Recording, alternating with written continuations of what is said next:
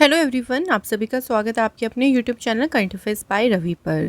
Friends, आज के इस वीडियो सेशन में हम कवर करेंगे 3 अगस्त के इम्पॉर्टेंट करंट अफेयर्स के क्वेश्चंस। सो फ्रेंड्स, यहाँ पे मैं आपको कवर कराने वाली हूँ डेली करंट अफेयर्स के मोस्ट इंपॉर्टेंट 15 क्वेश्चंस के अलावा जो भी एक्स्ट्रा फैक्ट्स होंगे, जो भी इंफॉर्मेशन होगी, वो भी हम आपसे यहाँ पे शेयर करेंगे ताकि एग्जाम में हम हर एक चीज़ कवर कर सकें। सो कैसा हमारा आज का देखिए सेशन रहेगा। सबसे पहले हम कल के क्वेश्चंस का एक जो है क्विक रिवीजन करने वाले हैं। उसके बाद हम कवर करेंगे डेली करंट अफेयर्स के मोस्ट इंपॉर्टेंट 15 क्वेश्चंस। देन आज का देखिए हमारा जो करंट अफेयर्स का टॉपिक है उसमें हमने लिए हैं प्रधानमंत्री। सो अभी रिसेंट जो न्यूली अपॉइंटेड प्राइम मिनिस्टर्स हैं, जो अलग अलग देशों में जो नए प्रधानमंत्री नियुक्त हुए हैं, उनसे रिलेटेड हम 10 मोस्ट इंपॉर्टेंट क्वेश्चंस देखेंगे। देन फ्रेंड्स आएगा हमारा आज का डेली जीके बूस्टर का सेशन, जिसमें हम ऑल्सो इम्पॉर्टेंट क्वेश्चन देखेंगे। और लास्ट में फ्रेंड्स 2 क्वेश्चन मैं आप लोगों से टेस्ट के पूछूंगी, जिनके आंसर आप हमें कमेंट बॉक्स में ज़रूर लिखें। तो इस तरह से आज की इस पूरी वीडियो को हम कवर करेंगे। और फ्रेंड्स, डेली करंट अफेयर्स की वीडियो का जो PDF है वो आपको हमारे टेलीग्राम ग्रुप से मिल जाएगा। टेलीग्राम ग्रुप का नाम है friends current affairs by Ravi. तो आप current affairs by Ravi Telegram पर सर्च करेंगे तो आपको हमारा ग्रुप मिल जाएगा, जहां पर आपको जो है हमारी वीडियोस के जो डेली करंट अफेयर्स की वीडियोस हैं उनके PDFs वहां पे अवेलेबल होते हैं। तो आइए फ्रेंड्स आज के सेशन को करते हैं स्टार्ट। सबसे पहले हम बात करेंगे कल के क्वेश्चंस के बारे में। तो एक बार हम कल के क्वेश्चंस को रिवाइज करने वाले हैं। पहला क्वेश्चन है, किस राज्य की विधानसभा ने संशोधित धर्मांतरण विरोधी विधेयक को पारित किया है? तो इसे पारित किया है उत्तर प्रदेश सरकार ने। वर्ष 2024 में कौन चिकित्सा सेवा के महानिदेशक के रूप में नियुक्त होने वाली पहली महिला बन गई? तो इनका नाम है साधना सक्सेना नायर। अगला क्वेश्चन, भारत द्वारा अपने पहले बहुराष्ट्रीय वायुसेना अभ्यास तरंग शक्ति 2024 का आयोजन कहां पर किया जाएगा? पहली बार देखिए भारत किसी बहुराष्ट्रीय वायुसेना अभ्यास को होस्ट करने वाला है और इसका जो आयोजन है वो किया जाएगा सुलूर, तमिलनाडु में। नेक्स्ट है, एशियाई क्रिकेट परिषद के अध्यक्ष के रूप में किसे नियुक्त किया जाएगा? तो कौन अपॉइंट होंगे? आंसर मोहसिन नकवी। अगला क्वेश्चन है, वर्ष 2024 में घुमंतू महोत्सव के चौथे संस्करण का आयोजन कहां पर किया गया है? घुमंतू महोत्सव मनाया गया है लद्दाख में। अगला क्वेश्चन है, किसे राष्ट्रीय आवास बैंक के प्रबंध निदेशक के पद पर नियुक्त किया गया है? संजय शुक्ला। वैश्विक साझेदारी को बढ़ावा देने के लिए 28वें विश्व शिक्षा शिखर सम्मेलन 2024 का आयोजन कहाँ किया गया है?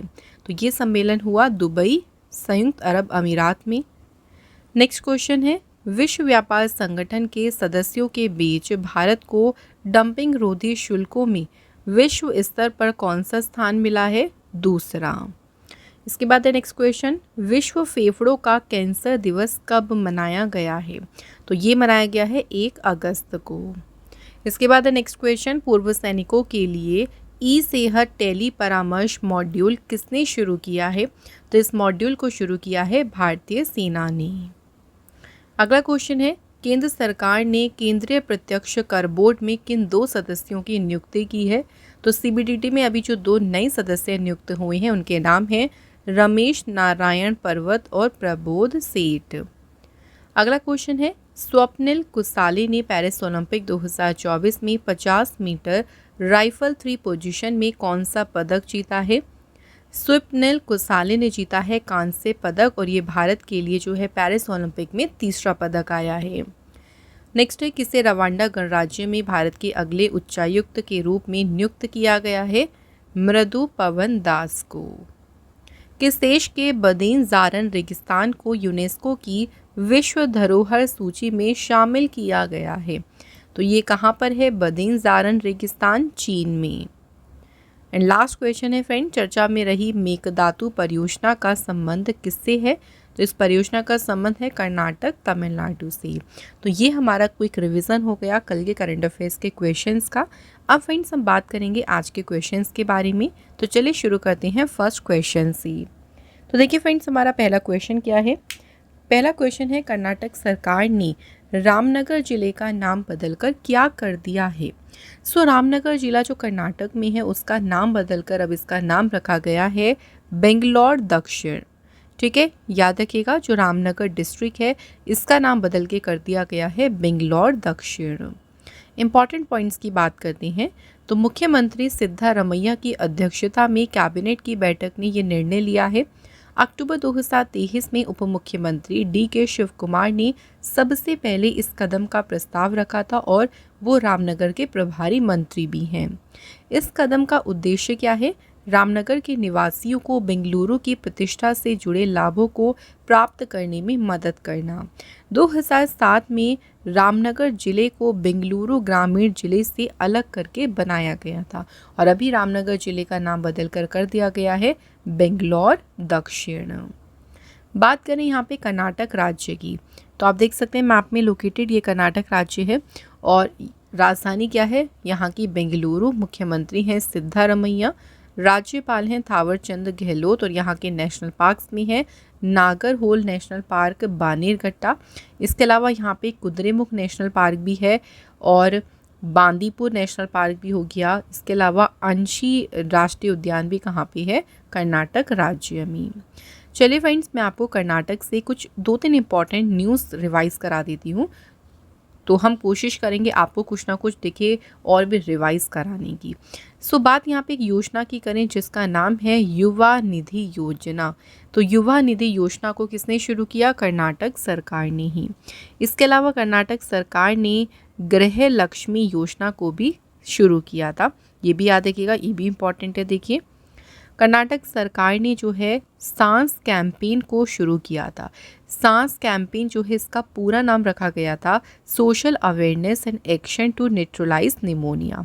तो ये भी शुरू किया था कर्नाटक सरकार ने ही। इसके अलावा कर्नाटक सरकार ने जो है गृह ज्योति योजना, ये भी किसने शुरू करी है? कर्नाटक गवर्नमेंट ने। क्लियर हो गया फ्रेंड्स पहला क्वेश्चन। तो बात करेंगे आगे नेक्स्ट क्वेश्चन की। क्वेश्चन है अगला, 2 अगस्त 2024 को नई दिल्ली के राष्ट्रपति भवन में राज्यपालों के 52वें सम्मेलन की अध्यक्षता किसने की है? तो राष्ट्रपति भवन में अभी देखिए हाल ही में राज्यपालों का जो 52वां सम्मेलन हुआ था, इस सम्मेलन की अध्यक्षता की राष्ट्रपति द्रौपदी मुर्मू ने। राज्यपालों का जो ये सम्मेलन था वो कौन सा था? देखिए 52वां। इससे पहले जो 51वां सम्मेलन था वो 2021 में हुआ था राष्ट्रपति भवन में और इसकी अध्यक्षता की थी तत्कालीन राष्ट्रपति रामनाथ कोविंद जी ने। और इस बार 2024 में जो 52वां सम्मेलन हुआ उसकी अध्यक्षता की है द्रौपदी मुर्मू ने। ये आपको दोनों बार याद रखनी है। ये पहली बार था कि किसी की राष्ट्रपति मुर्मू राज्यपालों के सम्मेलन की अध्यक्षता कर रही हैं। राज्यपालों का पहला सम्मेलन 1949 में राष्ट्रपति भवन, जिसे उस समय गवर्नमेंट हाउस कहा जाता था, उसमें आयोजित किया गया था और उस टाइम अध्यक्षता किसने की थी इस सम्मेलन की? भारत के तत्कालीन गवर्नर जनरल सी राजगोपालाचारी ने इसकी अध्यक्षता की थी। तो राष्ट्रपति भवन को देखिए पहले क्या कहा जाता था? Government house. चलिए फ्रेंड्स बात करते हैं नेक्स्ट क्वेश्चन की। क्वेश्चन है अगला, पूर्व भारतीय क्रिकेट खिलाड़ी और भारतीय पुरुष क्रिकेट टीम के कोच का अभी 31 जुलाई को निधन हो गया। इनका क्या नाम था? तो ये इंडिया के क्रिकेट खिलाड़ी भी रहे और इंडिया की मेंस जो है क्रिकेट टीम है उसमें कोच भी रहे हैं ये। तो इनका नाम है अंशुमन गायकवाड़, जिनका अभी हाल ही में निधन हो गया। तो देखिए इंपॉर्टेंट पॉइंट्स में, पूर्व भारतीय क्रिकेट खिलाड़ी और भारतीय पुरुष क्रिकेट टीम के कोच अंशुमन गायकवाड़ का 31 जुलाई 2024 को निधन हो गया। वे 71 वर्ष के थे और ब्लड कैंसर से पीड़ित थी। सो ब्लड कैंसर का जो इलाज है उनका कहाँ चल रहा था? किंग्स कॉलेज लंदन इंग्लैंड में, और हाल ही में वो गुजरात के वडोदरा लौटे थे। भारतीय क्रिकेट कंट्रोल बोर्ड ने लंदन में इलाज के लिए अंशुमन गायकवाड़ को 1 करोड़ रुपए दिए थे। तो इतना एग्जाम में नहीं पूछेंगे कि उनके इलाज के लिए कितना अमाउंट दिया गया था, सिर्फ आपको याद रखना है कि वो कौन से खेल से जुड़े थे, तो उनका संबंध क्रिकेट से था। अगला क्वेश्चन देखिए, विश्व शिल्प शहर प्रमाण पत्र प्राप्त करने वाला चौथा भारतीय शहर कौन सा बना है? 4th इंडियन सिटी, जिसको अभी हाल ही में मिला है विश्व शिल्प शहर का सर्टिफिकेट, और ये किस शहर को मिला है? कश्मीर को। सो अभी हाल ही में केंद्र शासित प्रदेश जम्मू कश्मीर के राजधानी श्रीनगर में आयोजित एक समारोह में कश्मीर शहर को विश्व शिल्प परिषद अंतर्राष्ट्रीय से विश्व शिल्प शहर का प्रमाण पत्र जो है वो प्राप्त हुआ है। इस समारोह में देखिए जम्मू कश्मीर के उपराज्यपाल मनोज सिन्हा और विश्व शिल्प परिषद अंतर्राष्ट्रीय के अध्यक्ष हानी अल कदूमी साद और परिषद की अन्य प्रमुख हस्तियों ने भी इसमें भाग लिया था। तो आपको यहाँ से सिर्फ एक क्वेश्चन याद रखना है, जो कि है फ्रेंड्स कि कौन से शहर को ये प्रमाण पत्र मिला है, सर्टिफिकेट मिला है। तो आपका आंसर रहेगा कश्मीर शहर को। आइए फ्रेंड्स नेक्स्ट क्वेश्चन पे बात करते हैं। किस मंत्रालय ने गुजरात के जामनगर में स्थित WHO global traditional medical centre को 85 मिलियन डॉलर प्रदान करने का समझौता किया है? तो बात करते हैं ये जो समझौता है ये किस मंत्रालय ने किया है। सही आंसर है आयुष मंत्रालय। तो देखिए आयुष मंत्रालय ने गुजरात के जामनगर में स्थित जो WHO global traditional medical centre है इसे 85 मिलियन डॉलर प्रदान करने का समझौता किया है। अंतरिम WHO GCTM जामनगर में पहले से ही कार्यात्मक है और इस धन का उपयोग केंद्र के विस्तार और इसकी अनुसंधान और विकास गतिविधियों को वित्त पोषित करने के लिए किया जाएगा। तो याद रखें कितना मिलियन या कितनी रुपीस का, कितने डॉलर का जो है ये प्रदान करने का समझौता किया है। इसकी अमाउंट याद रखना है 85 मिलियन डॉलर।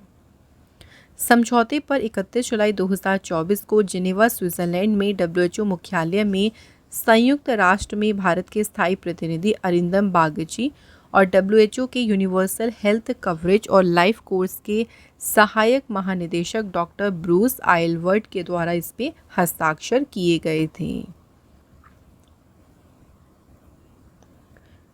बात करते हैं अगले क्वेश्चन की। युग युगीन भारत संग्रहालय का उद्घाटन किसने किया है? तो म्यूजियम का नाम है युग युगीन भारत म्यूजियम और इसका उद्घाटन किया है गजेंद्र सिंह शेखावत ने। कहाँ पर किया इसका उद्घाटन ये भी याद रखना है। तो गजेंद्र सिंह शेखावत ने नई दिल्ली के भारत मंडपम में युग युगीन भारत संग्रहालय पर राज्य संग्रहालय सम्मेलन का उद्घाटन किया। 3 दिवसीय सम्मेलन में आगामी युग युगीन भारत संग्रहालय को विश्व स्तरीय सुविधा के रूप में विकसित करने पर ध्यान केंद्रित किया जाएगा। सेंट्रल विस्टा पुनर्विकास परियोजना का हिस्सा ये संग्रहालय दुनिया का सबसे बड़ा संग्रहालय होगा जो कि 1,54,000 वर्ग मीटर में फैला होगा। तो ऐसा भी कहा गया है कि ये जो संग्रहालय है युग युगीन भारत संग्रहालय ये दुनिया का सबसे बड़ा संग्रहालय होगा। अगला क्वेश्चन देखिए। चौथा राष्ट्रीय हिंदी विज्ञान सम्मेलन 2024 का आयोजन कहाँ किया गया है? तो अभी जो राष्ट्रीय हिंदी विज्ञान सम्मेलन का चौथा संस्करण हुआ देखिए ये आयोजित किया गया था कहाँ? भोपाल मध्य प्रदेश में। तो राष्ट्रीय हिंदी विज्ञान सम्मेलन का चौथा संस्करण 30 और 31 जुलाई को मध्य प्रदेश की राजधानी भोपाल में आयोजित किया गया था। इस सम्मेलन का मुख्य उद्देश्य है शोधकर्ताओं को हिंदी में अपने काम को प्रस्तुत करने और चर्चा करने के लिए एक मंच प्रदान करना, हिंदी भाषा में विज्ञान और प्रौद्योगिकी आधारित अनुसंधान को समृद्ध करना और हिंदी भाषा के माध्यम से विज्ञान और प्रौद्योगिकी को लोकप्रिय बनाना। तो एक तरीके से हिंदी को काफ़ी ज़्यादा प्रमोट किया गया है, उसका बढ़ावा दिया गया है इस सम्मेलन में। इसके बाद बात करते हैं अगले क्वेश्चन की। गूगल के CEO का IIT खड़गपुर ने मानद डॉक्टरेट की उपाधि से सम्मानित किया है। इनका नाम क्या है? तो जो गूगल के CEO हैं उनका नाम यहाँ पे पूछा है। तो इनका नाम आप सभी जानते होंगे, सुंदर पिचाई। तो सुंदर पिचाई जो है इन्हें अभी IIT खड़गपुर में मानद डॉक्टरेट की उपाधि से इनको सम्मानित किया गया है। इनको अभी हाल ही में देखिए मानद डॉक्टरेट की डिग्री मिली और इसके साथ ही वह अब डॉक्टर सुंदर पिचाई बन गए हैं। तो उनके नाम क्या गया? अब डॉक्टर लग गया है। इसके बाद वे पढ़ने के लिए देखिए अमेरिका गए और फिर गूगल में नौकरी करने लगे। अपने काबिलियत के दम पर धीरे धीरे वो गूगल के सर्वोच्च पद पर पहुंच गए। उनकी पत्नी जो है अंजलि पिचाई, इनको भी IIT से सम्मान दिया गया है। तो याद रखेंगे फ्रेंड्स, सुंदर पिचाई की वाइफ का नाम क्या है? अंजलि पिचाई। नेक्स्ट क्वेश्चन देखिए, यात्रा और पर्यटन विकास सूचकांक में भारत किस स्थान पे है? तो जो भी ट्रैवल और टूरिज्म डेवलपमेंट इंडेक्स आई है उसमें भारत की रैंकिंग क्या है? तो इंडिया इसमें है 39th रैंक पे। ठीक है, भारत की रैंक आई है इस बार 39th। तो भारत जो है 119 देशों में 39वें स्थान पे है। और ये जो रिपोर्ट है किसने पेश की है? विश्व आर्थिक मंच ने, वर्ल्ड इकोनॉमिक फोरम ने। भारत में जो है 14.3 मिलियन अंतर्राष्ट्रीय पर्यटक आए थे। तो यहाँ पे हमें पर्यटक नहीं याद रखना कि कितने पर्यटक आए थे, आपको इंडिया की रैंकिंग याद रखनी है जो कि है 39th। इसके बाद नेक्स्ट क्वेश्चन है, वियतनाम के प्रधानमंत्री की यात्रा के दौरान भारत ने वियतनाम को कितने मिलियन डॉलर का ऋण देने की घोषणा की है? तो अभी वियतनाम के प्रधानमंत्री भारत दौरे पर आए थे और उसी के साथ भारत ने वियतनाम को 300 मिलियन डॉलर का ऋण देने की जो है घोषणा की है। इस ऋण का उद्देश्य है वियतनाम की समुद्री सुरक्षा को मजबूत करना। वियतनामी प्रधानमंत्री फाम मिन चिन 30 जुलाई से 1 अगस्त 2024 तक आधिकारिक 3 दिवसीय भारत यात्रा पर थी। नेक्स्ट क्वेश्चन देखिए, इसके कुछ और भी इंपॉर्टेंट पॉइंट्स हम लोग यहाँ पे डिस्कस करते हैं। वियतनामी प्रधानमंत्री फाम मिन चिन की यात्रा के दौरान भारत और वियतनाम के बीच 9 समझौते पर हस्ताक्षर किए गए थे। इस यात्रा के दौरान ये भी घोषणा की गई थी कि वियतनाम आपदा प्रतिरोधी बुनियादी ढांचे के गठबंधन में शामिल होगा। तो वियतनाम और भारत के बीच में ना टोटल 9 समझौते पर हस्ताक्षर हुए थे। बात करें फ्रेंड्स वियतनाम के बारे में, तो वियतनाम जो है दक्षिण पूर्वी एशियाई देश है और इसकी राजधानी हनोई है, मुद्रा है डोंग, राष्ट्रपति हैं टू लैम और प्रधानमंत्री का नाम है फाम मिन चिन। अगला क्वेश्चन देखिए, नेक्स्ट क्वेश्चन है, अगस्त 2024 में दुनिया में दूसरा सबसे बड़ा एल्यूमिनियम उत्पादक देश कौन सा बना है? दुनिया का देखिए दूसरा सबसे बड़ा जो एल्यूमिनियम उत्पादक देश है ये कौन सा बना है? भारत देश। तो भारत ने कई प्रमुख खनिजों में प्रभावशाली रैंकिंग के साथ खनिज उत्पादन में वैश्विक नेता के रूप में अपनी स्थिति को मजबूत की। सबसे ज़्यादा अगर हम बात करें दुनिया में एल्यूमिनियम का सबसे बड़ा उत्पादक देश कौन सा है, तो सबसे ज़्यादा प्रोडक्शन होता है चीन देश में। उसके बाद भारत जो है ये है कौन से? दूसरे नंबर पे। भारत जो है देखिए दुनिया का दूसरा सबसे बड़ा एल्यूमिनियम उत्पादक और तीसरा सबसे बड़ा चूना उत्पादक और चौथा सबसे बड़ा लौह अयस्क उत्पादक है। अगला क्वेश्चन देखिए, राष्ट्रीय पर्वतारोहण दिवस 2024 कब मनाया गया है? बात यहाँ पे करें नेशनल माउंटेनियरिंग डे की, ये कब सेलिब्रेट किया गया है? 1 अगस्त को। तो हर साल 1 अगस्त को मनाया जाता है राष्ट्रीय पर्वतारोहण दिवस। इस दिन को मनाने का मकसद क्या है? लोगों को माउंटेन क्लाइंबिंग के लिए मोटिवेट करना और इस एडवेंचर के बारे में उन्हें बताना। माउंटेन क्लाइंबिंग की बात करें या पर्वतारोहण, ये सिर्फ एक एडवेंचर एक्टिविटी नहीं है बल्कि ये फिजिकल और मेंटल हेल्थ के लिए भी काफ़ी ज़्यादा फ़ायदेमंद होता है। तो इसी चीज़ को या इसी के बारे में लोगों को समझाना, उनको जागरूक करना इस दिन का मेन उद्देश्य है। तो 1 अगस्त को मनाते हैं राष्ट्रीय पर्वतारोहण दिवस। नेक्स्ट क्वेश्चन देखिए, किस क्रांतिकारी से जुड़े ऐतिहासिक स्थलों को यूनेस्को विश्व धरोहर का दर्जा मिला है? Answer Nelson Mandela. Nelson Mandela ji से जुड़े जो भी ऐतिहासिक स्थल हैं उन्हें अभी यूनेस्को वर्ल्ड हेरिटेज यानी विश्व धरोहर का जो है उन्हें दर्जा मिला है। दक्षिण अफ्रीका के महान पुरुषों में से एक और मुक्ति संग्राम के प्रणेता नेल्सन मंडेला से जुड़े तमाम ऐतिहासिक स्थल अब यूनेस्को विश्व धरोहर सूची में शामिल हो गए हैं। नेल्सन मंडेला जी की बात करें तो नेल्सन मंडेला ने दशकों तक श्वेत अल्पसंख्यक रंग भेद शासनकाल वाले दक्षिण अफ्रीका में 27 वर्ष तक राजनैतिक कैदी के रूप में जेल की सजा काटी थी और इसके बाद वे देश के लोकतांत्रिक रूप से पहले निर्वाचित राष्ट्रपति भी बने। तो नेल्सन मंडेला जी से जुड़े जितने भी ऐतिहासिक स्थल हैं उनमें से कुछ इम्पॉर्टेंट स्थलों को यूनेस्को विश्व धरोहर का दर्जा मिला है। अगला क्वेश्चन देख लीजिए। 66 साल के अंतराल के बाद कृषि अर्थशास्त्रियों के प्रतिष्ठित अंतर्राष्ट्रीय सम्मेलन की मेजबानी कौन सा देश करेगा? ये सम्मेलन जो है देखिए 66 साल के बाद जो है हो रहा है उस देश में। कौन से देश में? भारत देश में। तो याद रखेंगे, भारत ने 66 साल के बाद कृषि अर्थशास्त्रियों के प्रतिष्ठित अंतर्राष्ट्रीय सम्मेलन जो है इसकी मेजबानी की है। ये जो सम्मेलन है देखिए, इस सम्मेलन की जो जानकारी अगर हम इसकी बात करें तो नीति आयोग के सदस्य प्रोफेसर रमेश चंद ने 30 जुलाई 2024 को नई दिल्ली में ये जानकारी दी थी। भारत 2 से 7 अगस्त 2024 तक, तो ये सम्मेलन भी कब से होगा देखिए 2 से 7 अगस्त तक चलेगा। तो इस 2 से 7 अगस्त तक पूसा इंस्टीट्यूट नई दिल्ली में कृषि अर्थशास्त्रियों के 32वें अंतर्राष्ट्रीय सम्मेलन की मेजबानी करेगा। ये सम्मेलन भारत में 66 सालों के बाद हो रहा है। और इससे पहले अगर की बात करें लास्ट में कब हुआ था, तो लास्ट टाइम ये भारत में हुआ था कब? 1958 में। तो 1958 के बाद अब हो रहा है 2024 में। कृषि अर्थशास्त्र पर अंतर्राष्ट्रीय सम्मेलन जो है हर 3 साल में आयोजित किया जाता है। इससे पहले देखिए 2021 में हुआ था, तब कोविड का टाइम चल रहा था, तो ये सम्मेलन वर्चुअल प्रारूप में आयोजित किया गया था। नेक्स्ट क्वेश्चन है देखिए, मुक्केबाजी में भारत के सबसे कम उम्र के ओलंपिक रेफरी कौन बने हैं? तो इनका नाम याद रखना है, कबिलन साई अशोक।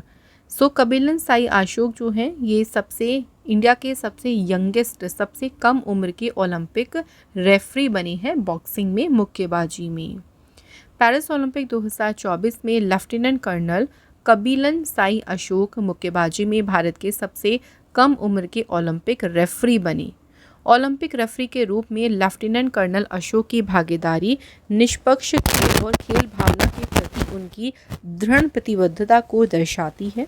2024 पेरिस ओलंपिक के लिए भारत के मुक्केबाजी दल में 6 मुक्केबाज शामिल हैं, जिनमें 2 पुरुष और 4 महिला एथलीट हैं। अच्छा, अभी तक हम अगर भारत की स्थिति की बात करें पेरिस ओलंपिक में, तो पेरिस ओलंपिक में अभी तक भारत के पास जो है वो 3 मेडल्स आ गए हैं, और तीनों कौन से मेडल हैं? कांस्य पदक।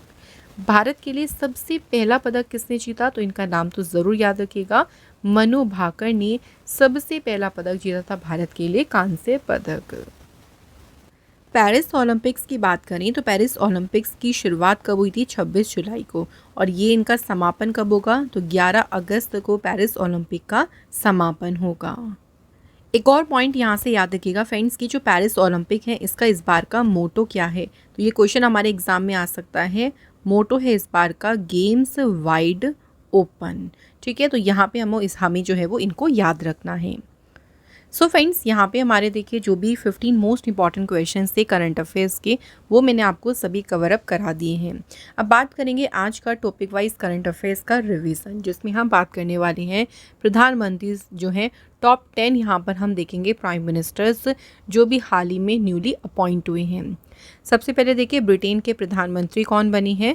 कीर स्टमर बने हैं ब्रिटेन देश के प्रधानमंत्री। पुर्तगाल के प्रधानमंत्री बने हैं अभी लुइस मोंटेग्रो। इसके अलावा रूस के प्रधानमंत्री बने हैं मिखाइल मिशुतिन। कांगो गणराज्य की प्रधानमंत्री बनी हैं जूडिथ सुमिनवा तुलुका। बांग्लादेश की 5वीं बार प्रधानमंत्री कौन बनी है? शेख हसीना। नेक्स्ट देखिए नेपाल के 4थी बार प्रधानमंत्री कौन बने हैं? KP Sharma Oli. Next country है नीदरलैंड देश के प्रधानमंत्री बने हैं डिक शूफ। भारत के 3री बार प्रधानमंत्री कौन बने हैं? नरेंद्र मोदी जी। अगला देश है सिंगापुर के प्रधानमंत्री कौन बने? Lawrence Wong. नेक्स्ट आयरलैंड देश के प्रधानमंत्री कौन बने हैं? Simon Harris. तो ये सभी मैंने आपको कवर करा दी हैं, जो भी हाल ही में जिन जिन देशों में प्रधानमंत्री नए बने हैं वो हमने यहाँ पे कवर अप कर लिए। अब फ्रेंड्स बात करेंगे डेली जीके बूस्टर में कुछ इंपॉर्टेंट क्वेश्चंस। तो यहाँ पर हम डिस्कस करेंगे जीके के प्रीवियस ईयर क्वेश्चंस के बारे में। पहला क्वेश्चन देखिए, भारत के किस राज्य में सर्वाधिक कॉफ़ी का उत्पादन किया जाता है? तो इंडिया में देखिए सबसे ज़्यादा कॉफ़ी का उत्पादन कहाँ पे होता है? कर्नाटक राज्य में। और यहीं अगर हम विश्व की बात करते हैं कि विश्व में सर्वाधिक कॉफ़ी का उत्पादन कौन से देश में होता है, तो ये भी याद रखिएगा, ब्राज़ील में। क्लियर हो गया फ्रेंड। चलिए नेक्स्ट क्वेश्चन देखिए, दक्षिण भारत की सबसे ऊंची चोटी कौन सी है? अनाईमुड़ी। इसके बाद नेक्स्ट है, भाषाई आधार पर भारत में सर्वप्रथम किस राज्य का गठन किया गया था? तो सबसे पहले जो राज्य भाषा के आधार पर गठित हुआ था वो कौन सा है? आंध्र प्रदेश।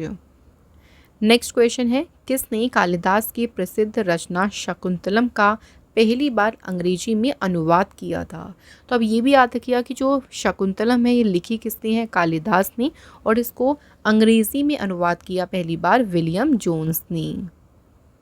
नेक्स्ट क्वेश्चन है, गुर्जर प्रतिहार वंश की स्थापना किसने की थी? नागभट्ट प्रथम ने। नेक्स्ट क्वेश्चन है, छत्तीसगढ़, उत्तराखंड और झारखंड जो है किस वर्ष बनाए गए थे? इन तीनों राज्यों की बात करें, इन तीनों राज्यों का गठन हुआ था कौन से वर्ष में? 2000 में। इसके बाद देखिए नेक्स्ट क्वेश्चन है, सोमनाथ ज्योतिर्लिंग मंदिर कहाँ स्थित है? तो फ्रेंड्स सोमनाथ ज्योतिर्लिंग मंदिर जो है ये गुजरात में स्थित है। इसके बाद देखिए, भारतीय राष्ट्रीय कांग्रेस की प्रथम महिला अध्यक्ष कौन थी? Annie Besant. एक और यहाँ पे क्वेश्चन जो है फ्रेंड्स इंपॉर्टेंट हो जाता है, भारतीय राष्ट्रीय कांग्रेस की प्रथम भारतीय महिला अध्यक्ष कौन थी? तो अगर आप लोगों से इस तरह से क्वेश्चन पूछा जाएगा, भारतीय महिला अध्यक्ष पूछेंगे, तब आपका आंसर होगा सरोजनी नायडू। और अगर भारतीय महिला के बारे में नहीं पूछा, सिंपल पूछा प्रथम महिला अध्यक्ष, तब आंसर लगाइएगा एनी बेसेंट। अगला क्वेश्चन देखिए, राष्ट्रपति को सहायता देने और सलाह देने के लिए प्रधानमंत्री की अध्यक्षता में एक मंत्री परिषद होगी, ये किस अनुच्छेद में उल्लेखित है? अनुच्छेद 74(1) में। नेक्स्ट क्वेश्चन, NH3 को क्या कहा जाता है? तो NH3 को कहते हैं अमोनिया। तो फ्रेंड्स यहाँ पे हमारे जो है क्वेश्चन सभी कंप्लीट हो गए हैं। तो जो भी सेक्शंस थे हमने सब कवर कर लिए। अब बात करेंगे आज के टेस्ट क्वेश्चंस की। तो देखिए आज का पहला क्वेश्चन क्या है, पूर्व भारतीय क्रिकेट खिलाड़ी और भारतीय पुरुष क्रिकेट टीम के कोच का भी निधन हो गया, इनका क्या नाम था?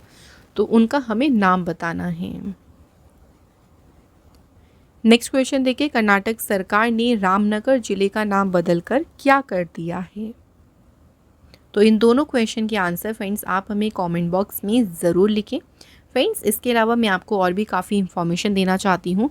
फ्रेंड्स अगर आप देखिए किसी भी कॉम्पिटिटिव एग्ज़ाम की तैयारी कर रहे हैं, तो उन सभी एग्ज़ाम से रिलेटेड काफ़ी सारी ई बुक्स हमारी जो है वेबसाइट पर अवेलेबल हैं, जिसमें आपको करंट अफेयर्स की रिलेटेड ई बुक्स मिल जाएंगी।